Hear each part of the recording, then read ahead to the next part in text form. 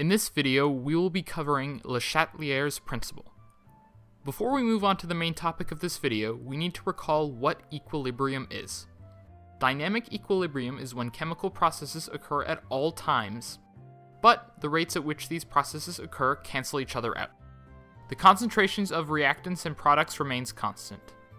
It's important to note that only aqueous and gas compounds can be a part of the graphical analysis of Le Chatelier's principle, because solids and liquids do not have concentrations. With that out of the way, let's move on to the main topic of this video. Le Chatelier's principle states that when a chemical system is at equilibrium and undergoes a change that disturbs its equilibrium, the system will recover to oppose the change, eventually establishing new equilibrium concentrations. This is like someone balancing on a tightrope across a canyon, and the wind picks up and pushes him to the left.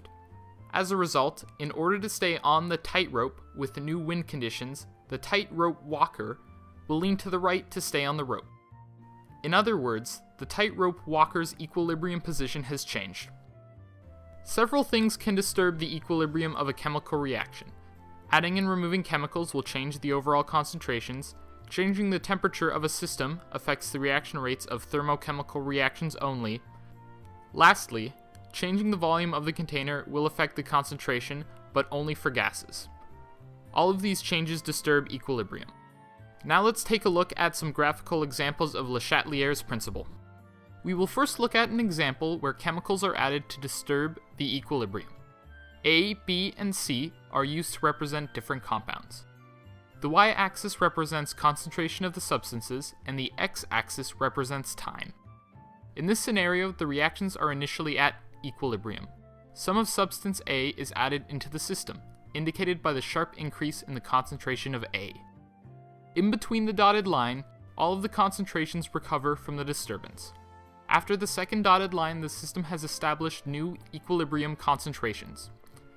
The forward reaction dominates the reverse reaction, causing the concentrations of A and B to decrease and C to increase. The change in concentration during recovery is proportional to how much of that specific compound is required in the reaction. This means A decreased by X, B decreased by 2x, and C increased by 2x. In this second example, we will take a look at how changing the volume of a container disturbs equilibrium. It is important to note that this reaction will only affect gases. As such, A, B, and C all have gas phase labels in this example. Initially, all reactions were at equilibrium. Then, the volume of the container decreased, causing the concentration of all gaseous substances to increase. The forward reaction dominates the reverse reaction because the smaller container increases the chance of a 3-molecule collision more compared to the increased chance of the 2-molecule collision. Because of this, the concentrations of A and B decrease and C increases. Just like in the previous example, the change in concentration during recovery is proportional to how much of that specific compound is required in the reaction.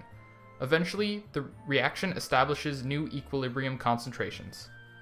In this last example, we will look at how adding energy to a system affects thermal reactions.